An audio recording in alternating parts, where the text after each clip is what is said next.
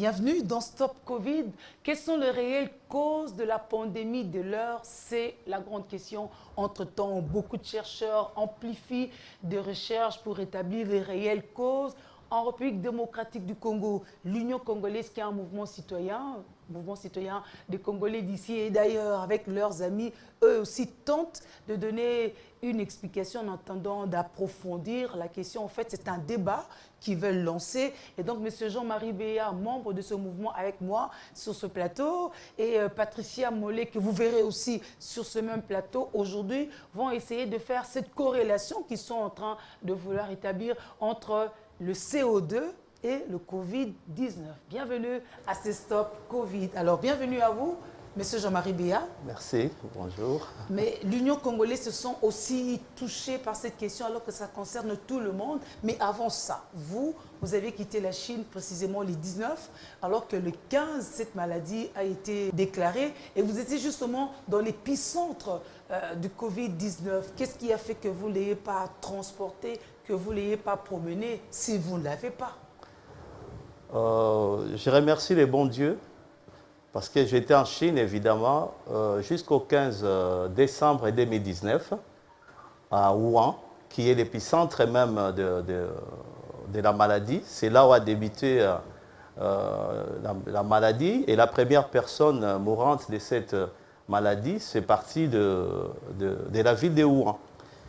Bon, je peux dire, je remercie les bons dieux qui m'ont gardé, et même il y a ces bracelets que je porte toujours avec moi, qui m'a été donné les jours où je suis arrivé à Wuhan. Leurs moines ont vu, bon, c'est à croire ou à ne pas croire, leurs moines ont vu que je suis arrivé parce que chez un gars que vous verrez tout à l'heure dans les photos, un propriétaire, j'étais en mission de service avec des militaires, que vous avez accueilli un type dit de bonne foi, un gars qui est bien. Et donc, Dieu les a révélés et ils m'ont donné ces bracelets avant la déclaration des maladies. Et la personne a dû mettre une journée de route pour venir me le donner. Donc, si jusque-là, je ne l'ai pas attrapé là-bas, après, je peux développer dans les sens peut-être que je venais d'un pays qui est quand même la République démocratique du Congo, qui n'est pas un pays qui émet trop du CO2, j'ai été peut-être épargné aussi à cause de ça. Visiblement, vous étiez bien accueilli en Chine, n'est-ce pas? Oui.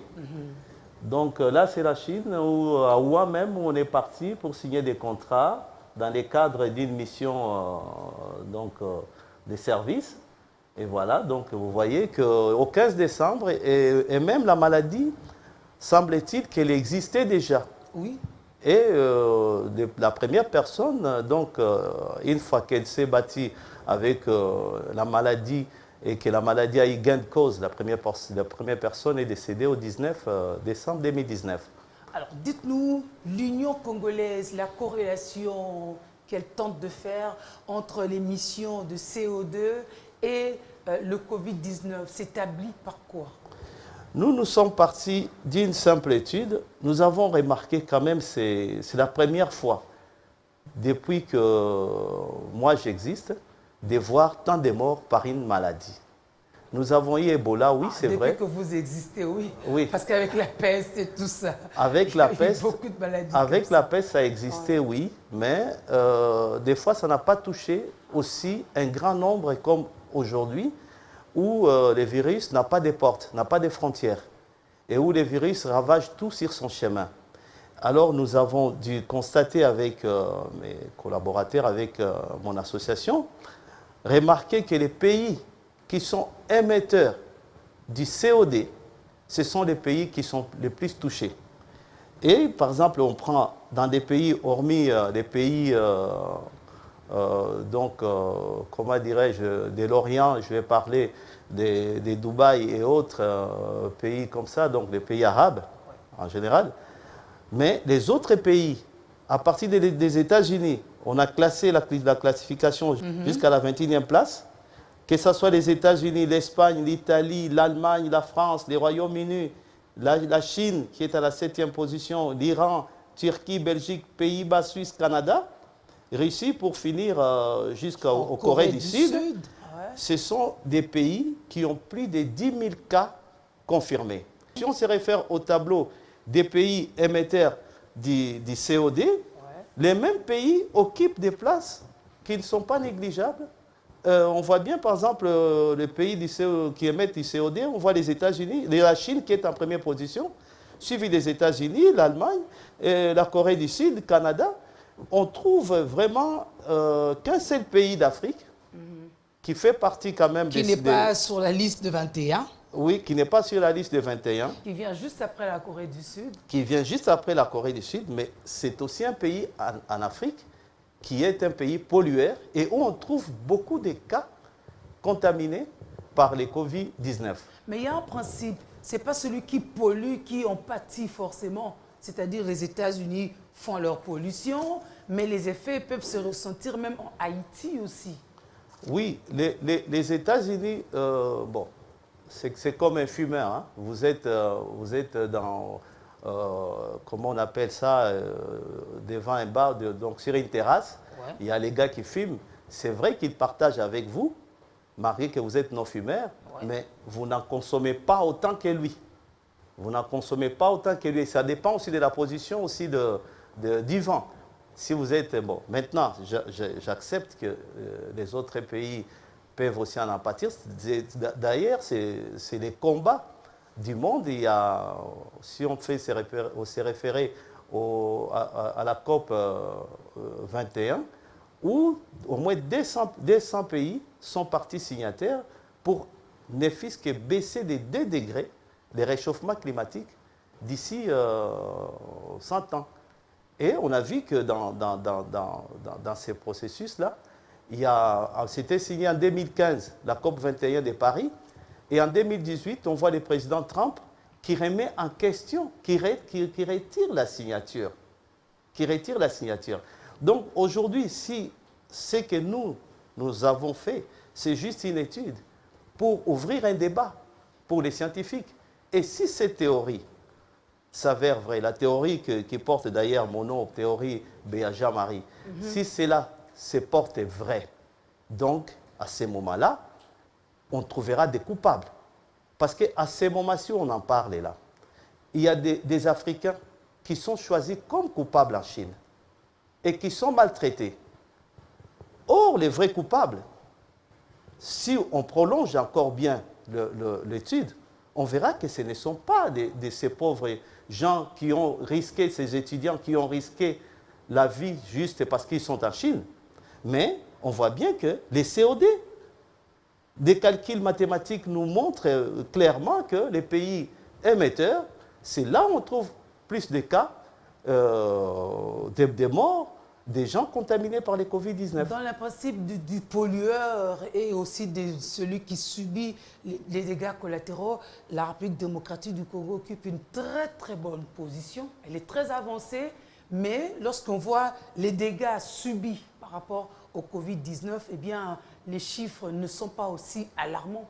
Comment ça se justifierait dans ce contexte-là? Justement, vous devez savoir que la République démocratique du Congo, c'est un bon élève, un très bon élève, dans le sens que la République occupe la 222e place. Donc, c'est les derniers en classement. Même la République du Congo en face, c'est un pays pollueur par rapport à la République démocratique du Congo. Nous avons encore un bon air à respirer ici au Congo. C'est ainsi que notre étude n'est pas seulement pour chercher les coupables, mais pour relever aussi les défis, de dire que nous pouvons nous en sortir avec le climat qui nous est favorable, avec la forêt équatoriale, parce que vous devez savoir que ces virus attaquent les poumons. Or, le monde n'a que 2 poumons, la forêt amazonienne et la forêt équatoriale. Et vous pensez aussi préserver le poumon mondial? On doit préserver les poumons. Justement, la forêt équatoriale, ça doit être un jour considéré comme patrimoine international, mondial, et que ces habitants qui habiteraient tout autour ou qui jouissent du revenu de la forêt équatoriale soient pris en charge par le monde pour préserver cette forêt et revoir même les contrats qui ont été signés jadis par les gouvernements passés, parce qu'on ne va pas continuer à à couper les arbres, à la déforestation, alors qu'on devrait penser autrement. En tout cas, ce virus, cette maladie, nous remet en question.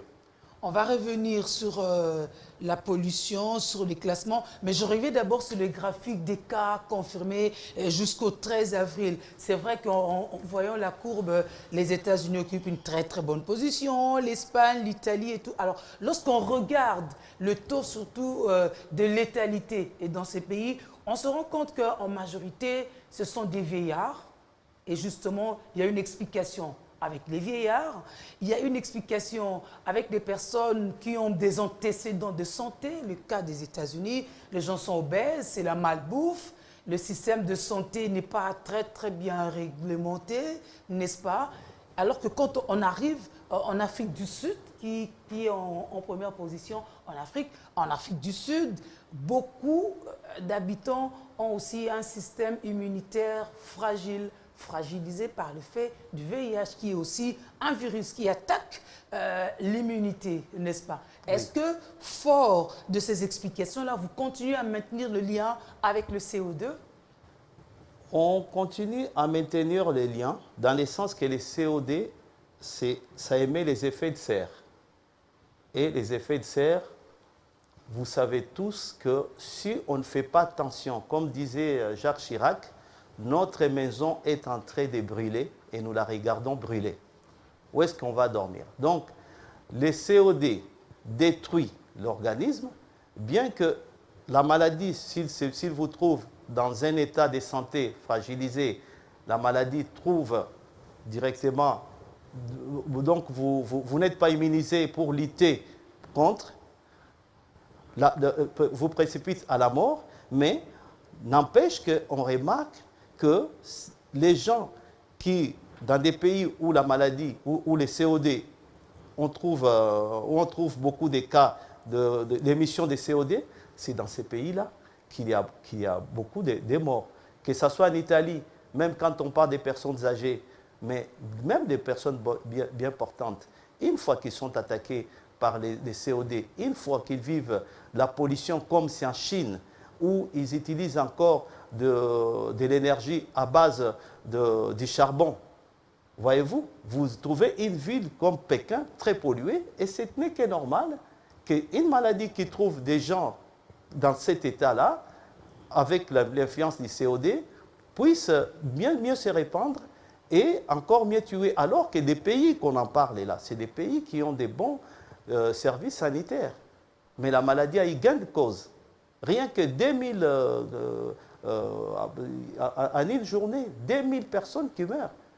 À l'échelle, par exemple, de la République démocratique du Congo, s'il y a 2000 cas qui meurent un seul jour, nous allons assister à un état apocalyptique. De toute façon, au Congo, on meurt beaucoup plus par rapport à beaucoup de pays, sauf qu'on ne meurt pas du Covid-19.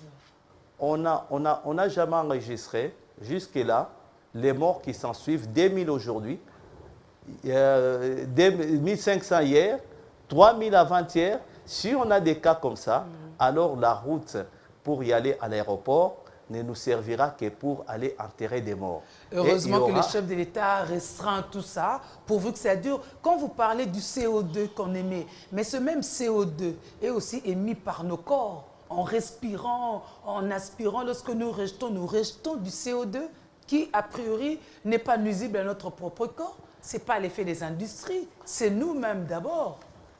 Les COD, l'émission des COD qu'on émet est supportable. Sinon, Dieu ne nous aura pas donné les COD. Quand on dort, on émet des COD et on respire l'oxygène. Et les arbres qui sont là reprennent les COD pour nous remettre, transforment pour nous remettre de l'oxygène. Les COD que la personne émet est négligeable par rapport aux COD qui sont produits par des voitures, par tant d'autres, par des usines et par tant d'autres choses. Voilà. Donc, il y a toujours un degré acceptable par l'organisme. Mais les COD qu'on a, où c'est produit, donc nous devons revoir même notre façon de fabriquer des choses, notre façon de vivre. Votre étude va relever d'une révolution, parce que jusqu'ici, toutes les études menées avant, vous, évidemment, vous n'êtes pas encore à l'étude, vous êtes encore au constat.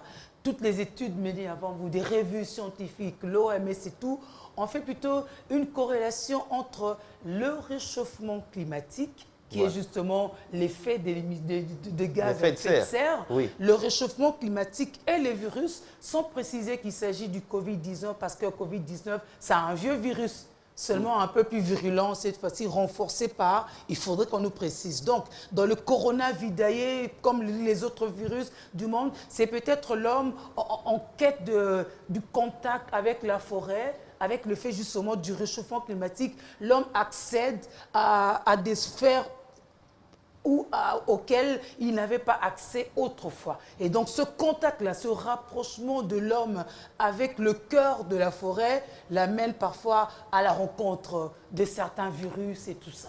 Mais il n'y a pas de lien entre le Covid-19 et le CO2 directement. Non, on n'a pas parlé qu'il y a un lien entre le CO2 et les Covid-19. Nous avons seulement constaté que les CO2, une fois qu'il est passé, une fois qu'il a détruit l'organisme, et ça laisse un réservoir pour les Covid-19 qui se développent et qui tuent dans des pays émetteurs à grande échelle du CO2. Et jusque-là, pourquoi ces pays ne veulent pas parler de ça? C'est un cas, il faut le parler. Pourquoi, par exemple, Trump a voulu que retirer la signature du COP 21? C'est pour qu'ils aient eux-mêmes leur capacité énergétique, qu'ils ne dépendent pas des autres. Et justement, ne pas parler de ces problèmes, c'est une faute. Ne pas faire les liens, c'est une faute. Il faudrait des études poussées encore après, parce que les liens flagrants, on voit les États-Unis, la Chine, premier pays producteur du CO2, et on voit que ces pays eux-mêmes connaissent des cas plus mortels. Et c'est là où j'attire même l'attention pour notre pays, les Congo. Et même je félicite en passant comme ça au président, son Excellence, le président Félix, de ce qu'il a envisagé la chose avant et qu'il a pris des mesures de riposte que nous devons bien sûr continuer à respecter et que nous devons bien sûr lutter contre. Et c'est là même où les fonds qu'il a suggérés, les fonds pour des solidarités, trouvent tout son sens. Et là, nous devons tous, et ça doit toucher la sensibilité de chacun, surtout de ceux qui ont travaillé avant, qui ont été dans les gouvernements passés, qui ont eu quand même 18 ans de règne. Non, mais ils n'ont plus d'argent. Ah, ils en ont toujours. Oui, qui peuvent venir à ces moments. J'ai vu qu'il y a un député qui a laissé ses 2 mois de salaire. Eh bien, l'exemple, pourquoi ne pas le suivre? On a besoin de 135 millions. On peut les avoir, on les a, on peut les avoir justement pour lutter contre cette maladie. Parce que c'est qu'il faut faire attention. Aujourd'hui, le climat nous est favorable. Nous est favorable dans le sens que nous occupons la 222e place non émetteur du CO2, mais nous avons des services sanitaires qui est déplorable. Nous n'avons pas un hôpital construit depuis 50 ans. Ce n'est pas Mamayemo, ce n'est pas un hôpital. Mais nous sommes moins morts pendant le Covid-19, au point même de stagner à un moment où il n'y a plus de morts. Justement, c'est parce que le président a pris des mesures qui sont vraiment salutaires dans le sens de lutter contre cela. Il n'aurait pas fait ça.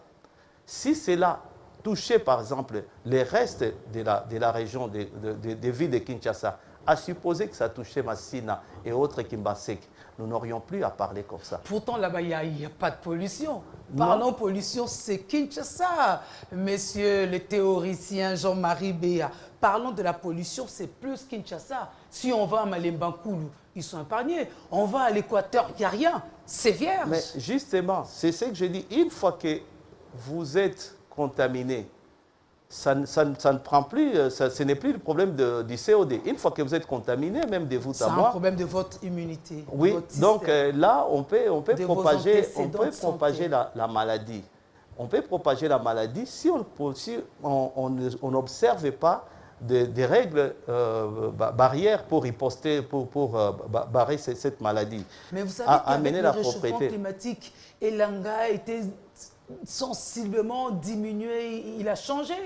Oui, mais justement, c'est là où on doit lutter, c'est là où je reviens qu'on doit lutter, c'est les moments présents où on appelle à la générosité de tout le monde, qu'ils suivent au moins ce que dit le président. Ce n'est pas la peine d'aller dans des conflits, des autres qu'on attend, sommets, machin, congrès. Non, ce n'est pas encore le moment. La maladie nous est encore à la porte, même pour ceux qui ne croient pas. Nous avons perdu des amis, nous les avons vus. On disait avant que ça n'éteignait pas les Noirs. Toutes ces théories vulgaires. Aujourd'hui, on voit que les Noirs en Amérique décèdent. Et on a vu que les Congolais, ils sont là. Vous pouvez aller poser des questions à l'INRB, on vous dira combien de Congolais partent. Donc, c'est un cas qu'on doit lutter. Et justement, s'il y a une corrélation avec les COD, les pays émetteurs du COD doivent soutenir l'effort de la guerre. Nous aimerions quand même avoir un complément défaut de Patricia Mollet, vous le permettez? D'accord, merci. Patricia Mollet, bienvenue. Bonjour Julie. Vous êtes aussi membre de ce mouvement citoyen Union congolaise. Oui. Vous voilà rallié à la cause de M. Jean-Marie Béa avec sa théorie Jean-Marie Béa. En science, une théorie se définit, n'est-ce pas? Or ici, vous êtes encore à la phase de constat, de supputation ou des intentions. Mais qu'est-ce qui fait que vous parliez déjà d'une théorie? Disons qu'on a constaté une corrélation, directe ou indirecte, entre le Covid-19 et les émanations de CO2. La preuve en est, c'est que la plupart des pays au monde sont affectés. Et quand on regarde la carte Covid-19, on s'aperçoit que le continent africain est très peu affecté. Or, il se trouve que les pays africains sont les pays les moins émetteurs de CO2. C'est pour ça qu'on s'est posé la question, parce que c'est vrai que les scientifiques cherchent à soigner le Covid-19. Nous, on constate que le réservoir n'est pas en Afrique et plutôt ailleurs. Voilà. La cause ou la raison, vous ne l'avez pas cherché un peu plus loin, ou même par rapport aux études en cours? On s'est mis en rapport avec des médecins qui se trouvent au Gabon et qui eux-mêmes étudient une possibilité de corrélation directe entre le CO2 et le Covid-19. L'étude est en cours et maintenant on attend les résultats. Est-ce une guerre que l'Afrique, qui ne pollue pas, veut mener contre les pollueurs? Non, du tout. C'est-à-dire que, en fait, on est tous des victimes, que ce soit l'hémisphère nord du globe, que ce soit l'hémisphère sud. Mais on constate aussi que les pays les plus pollueurs doivent aider les pays les moins pollueurs. C'est un peu ça le principe. Oui. Mais alors, au cas où, au terme du constat, on se rend compte qu'il n'y avait aucune corrélation, qu'est-ce qu'on fait? C'est une piste de recherche. Okay. C'est-à-dire que on a fait un constat, on développe. Maintenant, il se peut qu'on observe que le CO2, les émissions de CO2, font que le Covid se développe plus dans certains pays que dans d'autres. C'est possible. Ou on nous dira, ben non, ça n'a aucune corrélation. Mais au moins, on n'écarte pas les pistes. C'est ce qu'on veut, parce que il faut bien dire que les émanations de CO2, le réchauffement climatique, c'est très lié quand même. Quand on remarque que la RDC est 222e, donc le dernier pays pollueur au monde, et que c'est là qu'il y a quand même moins de cas, c'est dans cette partie du globe qu'il y a le moins de cas, il faut s'imaginer quand même qu'il y a quelque chose qui interpelle. Et c'est ça, ça nous a interpellés, on mène une étude, on observe, on voit que les pays émetteurs sont plus touchés que les pays les moins émetteurs, hein.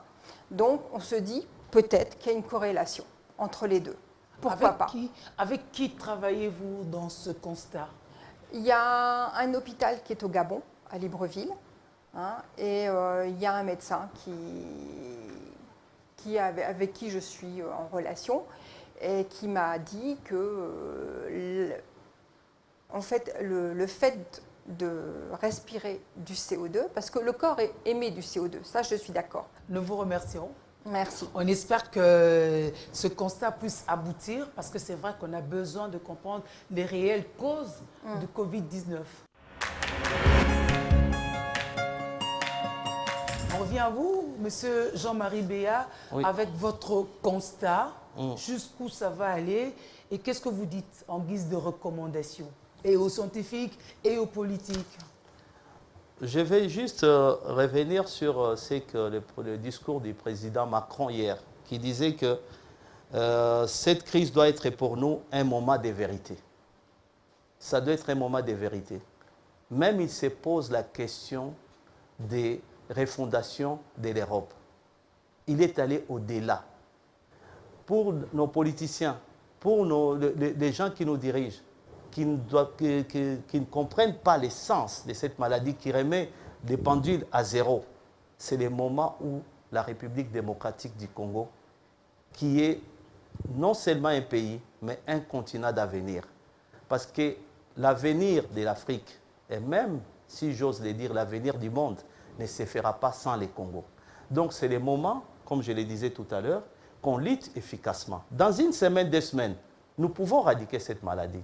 Parce que les taux de contaminés et les taux de mortalité en République démocratique du Congo, par rapport à la population et par rapport aux services sanitaires que nous avons, est insignifiant. Mais pour autant, nous devons lutter. Pour autant, tous les pasteurs, que ce soit qui, que ce soit d'autres personnes, c'est le moment de laisser tomber nos différences et le moment de lutter pour, enfin, de vaincre cette maladie. Et étant donné notre position que nous avons, la 222e pays, le 222e pays qui émet moins de CO2, cela peut nous faciliter beaucoup dans l'avenir avec toutes les richesses que nous avons. Donc aujourd'hui, les pays, nous appelons au gouvernement africain, si la théorie BA, Jean-Marie Covid-19 s'avère exacte, nous appelons aux dirigeants africains de réclamer l'effort de guerre, parce que nous étions en guerre. Et cet effort de guerre doit être soutenu par des pays émetteurs. Quand Macron nous dit qu'il propose de surseoir la dette africaine, il faudrait que les autres bailleurs, que ce soit la FMI, que ce soit tant d'autres bailleurs, puissent aussi compatir à radier notre dette. Même si d'autres voient en ça encore une forme de sous-colonisation. Non. Donc il faudrait qu'on revienne parce que nous ne sommes pas responsables. Les responsables, ce sont eux depuis le moment qu'on crie et que personne ne nous attende pour arrêter avec toutes ces manifestations qui se font par-ci, par-là. Et qu'il y a ceux qui sont encore durs d'oreille, comme le président Trump, qui disait, qui retirait la signature. Donc c'est le moment où l'effort de guerre doit être soutenu. Et dans l'effort de guerre, je comprends qu'il doit y avoir réparation de ces gens qui sont restés au chômage, Salimi Salate, Vandi, Nabandako. C'est le moment, ce sont ces pays-là qui doivent soutenir, parce que nous avons besoin de rebâtir. Nous avons besoin d'aller de l'avant. Vous verrez que le monde va prendre une autre figure après le Covid-19. Et nous devons nous projeter dans cela. Donc nous devons arrêter cette maladie bien avant pour reprendre notre place que Dieu nous a tant donné, des leaders, et que nous puissions tout récupérer, restaurer. Voilà. Nous vous remercions, M. Jean-Marie Béat, pour votre théorie. Voyons jusqu'où ça va aller. On attendra les échos et les répercussions. Madame, Monsieur, c'est ici qu'on marque un stop à ce stop Covid-19. Prenez soin de vous. Au revoir.